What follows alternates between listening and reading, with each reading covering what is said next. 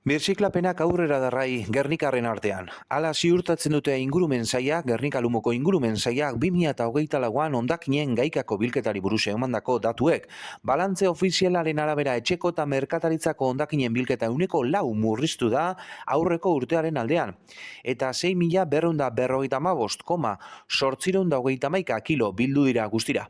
Gainera, hondakinen guztizko sorrera 237.424 kilotan jaitsi da. Biztanle eta eguneko 1,02 kiloko ratioan kokatuz. Erregistratutako urtetako belaunaldi kopururik basuena. Eta horrek agerian uzten du, herritarrek kontzientzia handiagoa dutela hondakinen kudeaketan, hondakinik onena sortzen ez dana baita. Datu nabarmenetako bat altzari bilketaren gorakada da, 2023an 167.770 kilo izatetik, 2024an 180.000 kilo izatera igaro baita.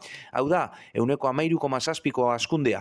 Obretako hondakin geldoen bilketak ere beherakada nabarmena izan du, 2023an 218.820 kilo bildu ziren, azken ekitaldian 53.960 kilo, 169,9ko murrizketa. Zuraren berziklapena 18,4 igo da, 2023an 84.040 kilo, eta 2024an 89.550. Paper eta kartoi bilketak bera egin du, 321.439 kilo, eta aurreko urtean 343.272 kilo ziren. Arrain hondakinen sorrerare jaitsi da 9,3ko murrizketarekin, baita janari hondakinena ere, 170.380 kilotik 154.066.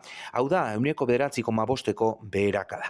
Gainerakoen frakzioaren jaitziera ere, jatorrian berezigabeko hondakinak esanguratsua izan du datua, 2023an 4.280.878 kilo izatetik, 2024ko 4.242.986 kilo izatera, 1,1ko jaitziera, etxeko olioari dagokionez, datuek erakusten dute 1,30ko jaitziera izan dela.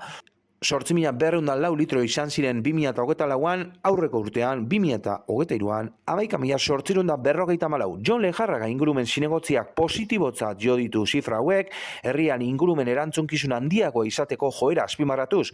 Datu horiek Gernika Lumoko herritarrek birziklapenarekin eta iraunkortasunarekin duten konpromisoa islatzen dutela esan du, hondakinen sorrera murriztea ingurumen politikak eta sentsibilizazio kanpainak funtzionatzen ari diren adierazle argia dela esan du. Era berean, udalak, Gernika Lumoko udalak, hondakinen kudeak eta optimizatzeko eta garbigunen erabilera sustatzeko neurriak indartzen jarraituko duela adierazi du.